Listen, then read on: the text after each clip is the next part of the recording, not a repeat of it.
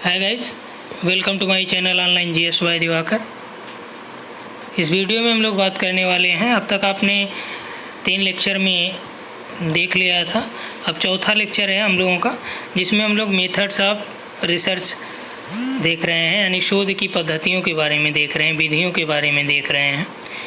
तो यहाँ पे आप लोग देखिए, ये वाला जो टॉपिक है ये मोस्ट इम्पॉर्टेंट है, क्योंकि यहाँ से प्रश्न आपके कई बार पूछे गए हैं, इसलिए हम लोग अलग अलग करके एक एक लेक्चर में काफ़ी डिटेल तरीके से इसमें देखेंगे इनकी समस्याएं, इनका महत्व और साथ ही साथ गुण दोष सभी के बारे में चर्चा करेंगे। तो टोटल यहाँ पे दिया है 1, 2, 3, 4 और 5। हालांकि और भी शोध पद्धतियाँ होती हैं, लेकिन हमारे पास 5 दिया है, तो हम लोग सिलेबस टू सिलेबस ही चलेंगे, सिलेबस के बाहर नहीं जाएंगे, क्योंकि सिलेबस के बाहर जब आप जाएंगे तो ये जो आपका मेथड ऑफ रिसर्च है ये इतना ब्रॉड सिलेबस है कि आप लगभग 2 से 3 महीने यदि पढ़ेंगे, 1-2 किताबें इस पर आप पढ़ सकते हैं शोध पद्धतियों पे।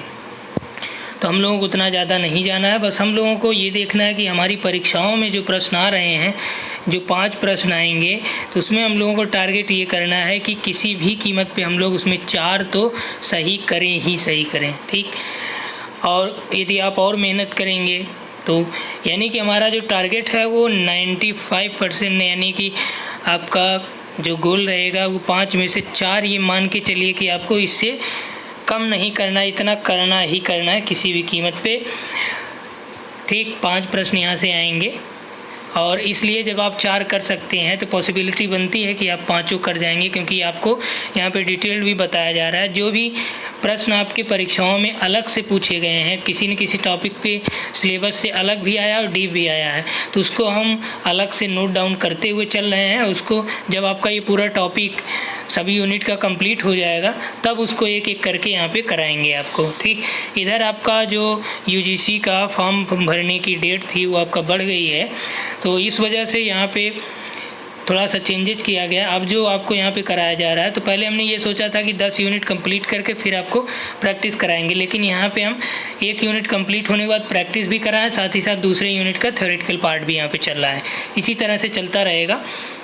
ओके, चलिए स्टार्ट करते हैं यहाँ से हम लोग। आज हम लोग देखेंगे ऐतिहासिक अनुसंधान के बारे में, इसकी विधियों में, यानी मेथड ऑफ रिसर्च। यहाँ पे देखिए कि अनुसंधान की विधियाँ या मेथड ऑफ रिसर्च। तो जो अनुसंधान है, वर्तमान समय में हम लोगों ने जो भी प्रगति किया है, चाहे वो आपका प्रौद्योगिकी के क्षेत्र में हो, चाहे अनुसंधान के क्षेत्र में हो, या हम सभी अपने मानवीय स्थितियाँ या अपने सुख सुविधाओं के लिए जो हमने प्रगति की है, इन सभी के पीछे कहीं ना कहीं रिसर्च काम करता है। जैसे मान लीजिए आप अपने जो भी हम लोगों ने, जैसे आपका एसी वगैरह का, या मान लीजिए जो भी आपकी सुख सुविधाएं हैं, या 4 व्हीलर्स वगैरह जो भी ऑटोमोबाइल सेक्टर में, तो ये सभी जो भी प्रगति की गई हैं, इनके पीछे कहीं ना कहीं रिसर्च काम करता है। कोई न कोई शोध करता है कि इसमें ये कर दिया जाए तो ये जो है ये फ़ायदे हो जाएंगे, ये नुकसान है, इन सभी के बारे में रिसर्च होता रहता है। तो ये सभी इसी का ही परिणाम होता है। और यदि इसका वर्गीकरण किया जाए तो बहुत ही टफ काम होता है जो रिसर्च है, क्योंकि ये अलग अलग पुस्तकों में अलग अलग प्रकार से इसका आपको डिटेल मिलता है। लेकिन हमारे जो सिलेबस में दिया गया, हम लोग उसी सिलेबस के अकॉर्डिंग देखेंगे। एक महोदय हैं, कोहन महोदय और बेस्ट, इन दोनों ने वर्गीकरण किया। इन्हीं का वर्गीकरण काफ़ी ज़्यादा पॉपुलर भी है। इन्होंने 3 पार्ट में बताया। आगे और भी जो पार्ट गुणात्मक और परिमाणात्मक भी हैं, इसको भी देखेंगे हम लोग। लेकिन इनका जो 3 पार्ट था वो हिस्टोरिकल था, डिस्क्रिप्टिव और एक्सपेरिमेंटल, यानी वर्णनात्मक या विवरणात्मक या प्रयोगात्मक या ऐतिहासिक। तो सबसे पहले हम लोग इसमें ऐतिहासिक देखते हुए चलेंगे कि ऐतिहासिक अनुसंधान क्या है। ऐतिहासिक अनुसंधान की बात करें तो इसमें ये अपने वास्तविक रूप में इतिहास की जो अतीत घटनाएं हैं उनका एक विश्वसनीय और क्रमबद्ध और समन्वित विवरण प्रस्तुत करता है। यानी कि इसका उद्देश्य ये है कि जो अतीत है उसके बारे में हम सभी को बताना या जानना, यही आपका ऐतिहासिक अनुसंधान है। जैसा कि इसके शब्द से स्पष्ट है कि हिस्टोरिकल रिसर्च मेथड, यह अनुसंधान वर्तमान के साथ साथ भविष्य के लिए भी उचित नियोजन में सहायता करता है। यानी कि इस रिसर्च से ये फ़ायदा होता है कि मान लीजिए आपने या जो वर्तमान समय में जो चीज़ घटनाएं हो रही हैं या अतीत में जो घटनाएं घटित हुई हैं, तो इससे हम लोग एक सीख मिलती है कि हाँ यार, हमने इन चीज़ों को या ये चीज़ें इन पास्ट टाइम में या भूतकाल में इन चीज़ों पे काम किया गया था, तो इसका रिजल्ट ये आया था। तो इससे ये पता चलता है कि इन फ्यूचर में हम लोग यदि इन चीज़ों पे ये कार्य करेंगे तो रिजल्ट पॉसिबल रूप से ये आ सकता है। ओके। ऐतिहासिक अनुसंधान में ऐतिहासिक साक्ष्यों की आवश्यकता पड़ती है। इसमें जिन तथ्यों और जिन सत्यों का अन्वेषण होता है वे अतीत से जुड़े होने के कारण अमूर्त और चुनौतीपूर्ण संदर्भ भी प्रस्तुत करते हैं। ऐतिहासिक अनुसंधान के सारांश या निष्कर्ष को अन्य स्थितियों में सामान्यीकृत नहीं किया जा सकता है। ध्यान रखिएगा, ये प्रश्न आपसे पूछा गया है कि ऐतिहासिक अनुसंधान में जो भी अतीत से जुड़े कारण हैं या अमूर्त या चुनौतीपूर्ण कारण हैं, इन सभी के सारांश और निष्कर्षों को किसी भी अन्य स्थिति में सामान्यीकृत नहीं किया जा सकता। ओके, यहाँ पे हालांकि लिखा नहीं गया है, इसीलिए हम आपको वीडियो और PDF दोनों प्रोवाइड कराते हैं कि हो सकता है कि कुछ पॉइंट जो आपको PDF में न दिया जाए वो वीडियो में बता दिया जाएगा। जैसे वीडियो में जो भी यहाँ पे आप देख रहे हैं इसके बारे में हमने डिटेल भी कर रखा। तो ऐतिहासिक जो अनुसंधान, इसके द्वारा किसी वस्तु के विचार, घटना और समुदाय या समाज विशेष के जो भी विगत जीवन है या जो भी संस्था के विकास से संबंधित तथ्यों और नियम का जो भी है वो सभी हम यहाँ पे वैज्ञानिक अध्ययन करते हैं। अर्थात यहाँ पे हम कह सकते हैं कि यह वर्तमान के साथ साथ भविष्य के लिए भी उचित नियोजन में यहाँ पे सहायता प्राप्त होती है। अगला है कि इसके विश्लेषण के 2 प्रकार होते हैं ऐतिहासिक स्रोतों के। एक आपका है प्राइमरी सोर्सेज यानी प्राथमिक स्रोत। प्राथमिक स्रोत के अंतर्गत हम लोग इसमें क्या होता है कि शोधकर्ता जो है जो भी अतीत की घटनाएं हैं उसके अध्ययन क्षेत्र में जाता है और खुद या अपने जो उनके सहयोगी शोधकर्ता हैं उनसे संपर्क करके डेटा का कलेक्शन करता है। देखिए, जब भी आप रिसर्च करेंगे, PhD करेंगे किसी भी यूनिवर्सिटी से, तो वहाँ पे आपको ये डेटा कलेक्शन महत्वपूर्ण होता है। जैसे आपने यदि टॉपिक चूज किया पॉपुलेशन ज्योग्राफी से, ठीक, किसी भी एरिया के पॉपुलेशन एनालिसिस किया आपने या पॉपुलेशन इन्वायरमेंट रिलेशनशिप के एनालिसिस का टॉपिक लिया, तो कहीं भी कोई भी टॉपिक लेंगे वहाँ पे डेटा कलेक्शन मोस्ट इम्पॉर्टेंट होता है। तो आपके PhD के इंटरव्यू में भी ये प्रश्न पूछे जाते हैं कि प्राथमिक आंकड़े के स्रोत क्या हैं और द्वितीयक आंकड़े के स्रोत क्या होते हैं। प्राथमिक आंकड़ा क्या होता है, द्वितीयक आंकड़ा क्या होता है। तो प्राथमिक आंकड़ा ऐसे आंकड़े होते हैं जिसमें शोधकर्ता जो भी घटनाएं घटित होती हैं उनके अध्ययन क्षेत्र में जाता है, जहाँ पे घटनाएं घटित होती हैं, और वहाँ पे जाकर वो पर्सनली या अपने साथियों के साथ डेटा का कलेक्शन करता है। समझ में आई बात? कुछ एग्जांपल्स हैं उसके थ्रू यहाँ पे आप समझ सकते हैं कि जैसे लिखित स्रोत, मौखिक स्रोत और कलात्मक स्रोत, 3 आधारों पे प्राइमरी सोर्सेज का कलेक्शन किया जाता है। लिखित में आपका जो प्राइमरी डेटा होता है ये जैसे न्यायालयों को कोई पत्र हो गया, कार्यालय से संबंधित कुछ अभिलेख हो गए, शिलालेख हो गया, समाचार पत्र हो गया, विज्ञापन और पत्रिकाएं। लेकिन जो मौखिक स्रोत होता है इसमें कुछ कहानियाँ, गाथा होती है, उपाख्यान होता है, लोक कथाएँ होती हैं, दंत कथाएँ होती हैं, ठीक, ये सभी यहाँ पे मौखिक स्रोत के रूप में प्राइमरी डेटा में शामिल होते हैं। जबकि जो कलात्मक स्रोत होता है या आर्टिस्ट सोर्सेज जो होते हैं, इसमें जैसे मान लीजिए आपका कोई सिक्के वहाँ पे मिल गए, मूर्ति मिल गई, ऐतिहासिक चित्र मिल गया या कोई ललित कथाएं प्राप्त हो गई, तो ये सभी उसके अंतर्गत शामिल किए जाते हैं कि यहाँ से आप प्राइमरी सोर्स से यहाँ पे डेटा ले सकते हैं। ओके, नेक्स्ट आइए सेकेंडरी सोर्स। सेकेंडरी सोर्स की बात करें तो इसमें है कि जब कोई शोधकर्ता जो भी ऐतिहासिक तथ्य है उसके विषय में मूल स्रोत से ज्ञान न प्राप्त करके किसी व्यक्ति द्वारा सुनाए गए वर्णन को अपने शब्दों में व्यक्त करता है। अर्थात कि आपको उस अध्ययन क्षेत्र में न, जैसे मान लीजिए कोई घटना घटित हुई, कहीं पे मान लीजिए 10-15 लोगों की मृत्यु हो गई, सपोज दैट, तो वहाँ पे जो पुलिस जब इन्वेस्टिगेशन करती है तो जब वहाँ पे जाके इन्वेस्टिगेट करेगी जहाँ पे ये घटनाएं घटित हुई हैं, तो वहाँ से जो आंकड़े या जो तथ्यों का संकलन होगा उसे प्राइमरी डेटा में कहा जाएगा। और उसके बाद जो सेकेंडरी डेटा होता है ये यदि पूछताछ किया गया तो पूछताछ के माध्यम से जो उसको डेटा प्राप्त होते हैं या जो भी तथ्य प्राप्त होते हैं ये आपके सेकेंडरी सोर्सेज में आते हैं। समझ में आई बात? तो जब वो स्वयं जाके वहाँ पे अध्ययन क्षेत्र में या जहाँ पे घटना घटित हुई वहाँ पे कार्य करेगा तो वो प्राइमरी डेटा के अंतर्गत आएगा। यही बात यहाँ पे भी है कि मूल स्रोत से ज्ञान नहीं प्राप्त करता, बल्कि कोई व्यक्ति जो उस घटना के बारे में जानता हो वह अपने द्वारा बनाई गई कहानियों या कथाओं से यहाँ पे बात बताता है। जो सेकेंडरी डेटा होता है इसमें सत्य का अंश तो होता है, लेकिन जो प्राथमिक साक्षी होता है, जो पहली बार देखा होता है और जब वो किसी अन्य को बताता है तो वहाँ तक पहुँचते पहुँचते उसने कुछ उसमें आपका चेंजेस कर देता है या कुछ न कुछ परिवर्तन हो जाता है उसके घटना के बारे में वर्णन करते समय। मान लीजिए पहले व्यक्ति ने किसी अन्य को बताया, जब आप पूछ रहे हैं कि इस व्यक्ति से पूछेंगे, मान लीजिए वो व्यक्ति की मृत्यु हो गई, तो ये व्यक्ति कुछ अन्य प्रभावों से प्रभावित होकर उसमें कुछ न कुछ आपको अलग चीज़ें या कुछ न कुछ सत्य में परिवर्तन वहाँ पे आपको मिलेगा। दोषयुक्त की इसमें संभावना ज़्यादा रहती है।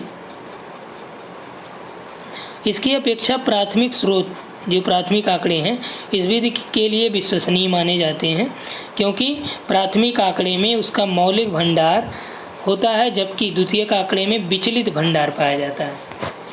यानी जो आपका प्राइमरी डेटा होता है ये मूल होता है और जो सेकेंडरी डेटा है ये आपका सेकेंडरी ही होता है। एग्जाम्पल के तौर पे आप जैसे मान लीजिए किसी की जीवनी पढ़ रहे हैं तो जीवनी क्या होती है कि कोई दूसरा व्यक्ति दूसरे व्यक्ति के जीवन गाथाओं का वर्णन करता है, तो ये जीवनी होगी। तो जब वो दूसरे व्यक्ति के जीवन का वर्णन करेगा तो यहाँ पे ये समस्या देखने को मिलती है कि हो सकता है कि वो उससे इन्फ्लुएंस होकर करे। जीवन का इतिहास, व्यक्तिगत विवरण, संस्मरण, पत्र से प्राप्त आंकड़े कुछ। ठीक, अब हम लोग यहाँ पे देखते हैं कि ऐतिहासिक अनुसंधान का महत्व क्या है, क्या इम्पोर्टेंस है, क्यों हम पढ़ रहे हैं इसको। इसका इम्पोर्टेंस ये है कि जो भी अतीत की घटनाएं हुई हैं उसमें जो भी त्रुटियां रही हैं उससे हम लोगों की ये जो रिसर्च हिस्टोरिकल रिसर्च है ये हम लोगों को रूबरू कराता है और रूबरू कराने पे हम लोगों को ज्ञान भी प्राप्त कराता है कि आपको भविष्य में इसके लिए सतर्क करता है। और अतीत के आधार पर वर्तमान का भी ज्ञान कराता है कि जो वर्तमान में, जैसे आपने ज्योग्राफी में पढ़ा होगा कि जेम्स हटन ने जो एकरूपतावाद दिया उसमें उन्होंने कहा कि वर्तमान भूत की कुंजी है, यानी कि वर्तमान में जो घटनाएं हैं ये भूतकाल में किसी न किसी रूप में या किसी घटनाओं का ही एक परिवर्तित रूप है। तो यही बात यहाँ पे भी हिस्टोरिकल में कि अतीत के आधार पर वर्तमान का ज्ञान किया जाता है। यह अनुसंधान परिवर्तन की प्रकृति को समझने में मदद करता है, यानी कि जो भी परिवर्तन हुआ है इसको समझने में आपका ये मदद करता है जो हिस्टोरिकल रिसर्च है, क्योंकि जो भी नगरीकरण संबंधी समस्या है या सांस्कृतिक सामाजिक परिवर्तन से संबंधित समस्या है इन सभी का यहाँ पे अध्ययन रिसर्च हिस्टोरिकल रिसर्च के द्वारा होता है। इसका महत्व आपका जो शुद्ध अनुसंधान यानी प्योर रिसर्च और अप्लाइड रिसर्च दोनों ही दृष्टिकोणों में किया जाता है। ठीक, अंधविश्वास और भ्रम का भी निवारण इसमें किया जाता है और यह जो आपका रिसर्च है यह आपका शिक्षा और मनोविज्ञान के लिए भी वैज्ञानिक आधार प्रस्तुत करता है। अगला है कि इसके उद्देश्य की बात करें तो यहाँ पे आपका ये अतीत, वर्तमान और भविष्य के मध्य संबंध स्थापित करने की कोशिश करता है, इसका ये उद्देश्य प्रमुख है। साथ ही साथ अतीत के परिप्रेक्ष्य में जो वर्तमान घटनाएं हैं उसका अध्ययन करके भविष्य में इसकी क्या सार्थकता हो सकती है इसको भी हमको ये बताता है।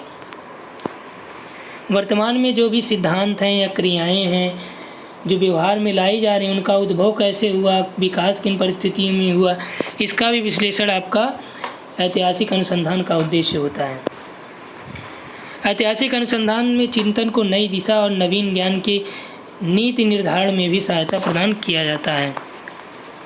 इसकी समस्याओं की बात हम लोग कर लें तो इसकी समस्याएं जो हैं आपका अनुसंधान की वो हैं कि वर्तमान युग जो है ये वैज्ञानिक युग है, आप जानते हैं। तो इस वैज्ञानिक युग में जो आपका हिस्टोरिकल रिसर्च है ये आपका उतना वैज्ञानिक नहीं है, तो इसलिए इसका महत्व क्या है धीरे धीरे सीमित होता जा रहा है। आधुनिक युग में किसी समस्या के अध्ययन में कार्य कारण संबंधों पे बल दिया जाता है, जिसका अध्ययन ऐतिहासिक अनुसंधान विधि द्वारा अधिक सशक्त ढंग से नहीं हो सकता है। सबसे बड़ी समस्या इसके ये आती है कि तथ्यों का इसमें बिखराव पाया जाता है, यानी कि यहाँ पे जो भी तथ्य होते हैं एक स्थान पे नहीं मिलते, जिसके कारण क्या होता है कि जो अनुसंधान करता है वो अनेक संस्थाओं और पुस्तकालयों में जाता है, जिससे समय का भी जो है यहाँ पे इन्वेस्टमेंट ज़्यादा होता है। अगला है कि पुस्तकालय यानी जो संस्थाएं हैं, दस्तावेज यहाँ पे आपके क्रम से नहीं होते हैं। कभी कभी तो जो पुराने दस्तावेज है उसको दीमक या चूहे काट लेते हैं, तो इसलिए यहाँ पे जो आपका दस्तावेज है इसको प्राप्त करने में बहुत ज़्यादा समस्या होती है। अगला है कि व्यक्तिगत पक्षपात और मतों की वजह से साक्ष्य संग्रह प्रभावित होता है। अर्थात कि जो रिसर्चर है ये जब तथ्य और साक्ष्यों का संग्रह करता है या जो भी प्रूफ है उसका कलेक्शन करता है, तब यहाँ पे अनुसंधानकर्ता पक्षपात या अपनी किसी मत या व्यक्तिगत विचारधारा से ही प्रभावित हो जाता है। अर्थात कि हो सकता है कि कुछ ऐसे साक्ष्य भी मिलें जो उसकी व्यक्तिगत विचारधारा को प्रभावित करते हैं, तो इससे वो उन साक्ष्यों को अपने रिसर्च में इंक्लूड नहीं करना चाहेगा। तो इसलिए यहाँ पे ये समस्या देखने को मिलती है और इसमें जो विश्वसनीयता और इसकी वैधता को संदेह के घेरे में रखा जाता है।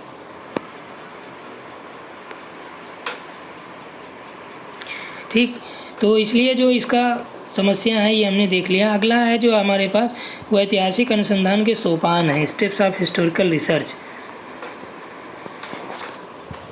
इसमें आपका है कि समस्या का चुनाव करना, ये आपके लिए महत्वपूर्ण है, इसको याद रखिएगा। सबसे पहली बात कि आपको समस्या या उसके टॉपिक को देखना है कि क्या समस्या है, उसकी सीमा का निर्धारण करना है। दूसरी बात आती है कुछ समस्या से संबंधित एक आपको हाइपोथेसिस बनानी है, परिकल्पना बनानी है। उस परिकल्पनाओं के आधार पे आपको यहाँ पे डेटा का कलेक्शन करना है, यानी तथ्यों का संग्रह करना है। जब तथ्यों का संग्रह हो जाए तो तथ्यों का विश्लेषण करना पड़ेगा। किसकी परिप्रेक्ष्य में?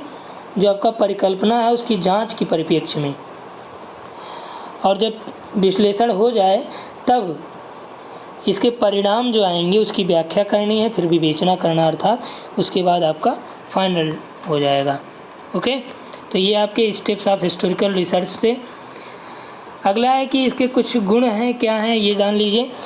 कि इसके महत्वपूर्ण गुण के अंतर्गत ये हम लोग जानते हैं कि यह उन विषयों की जांच के लिए अनुमति देता है जिनका किसी अन्य प्रकार से अध्ययन नहीं किया जा सकता। अर्थात कि ऐतिहासिक अनुसंधान की जो उपादेयता है यह आपका शिक्षा, समाजशास्त्र, मनोविज्ञान और मानव विज्ञान में अपेक्षाकृत अधिक होता है। अब क्यों अधिक होता है? क्योंकि जो शिक्षाविदों को या शिक्षा प्रणाली को बेहतर बनाने में अत्यंत जो सहायता करता है ऐतिहासिक अनुसंधान। ऐतिहासिक अनुसंधान का महत्व शुद्ध अनुसंधान और व्यवहारिक अनुसंधान दोनों ही दृष्टिकोणों से है। अब आपने इसके गुण को देख लिया तो दोष को देखना मत भूलिए। इसके मेरिट्स आपने देखा। अब डीमेरिट की बात करते हैं कि डीमेरिट में होता ये है कि जो भी आपका हिस्टोरिकल रिसर्च होते हैं इसमें कंट्रोल का अभाव पाया जाता है, यानी नियंत्रण इसमें पूर्ण रूप से नहीं हो पाता, बहुत कठिनाई होती है। इसमें जो भी रिसर्चर होता है वो आपका यहाँ पे आंशिक रूप से कंट्रोल स्थापित कर पाता है, बहुत थोड़ा ही कंट्रोल। ठीक, इस अनुसंधान में कार्य संबंध की स्थापना संभव नहीं हो पाती है। ऐसे अनुसंधान की विश्वसनीयता और वैधता में कमी पाई जाती है क्योंकि ये अनुसंधान ऐतिहासिक घटनाओं की यथार्थता को निर्धारित करते हैं, जो निर्धारित करना आसान नहीं होता है।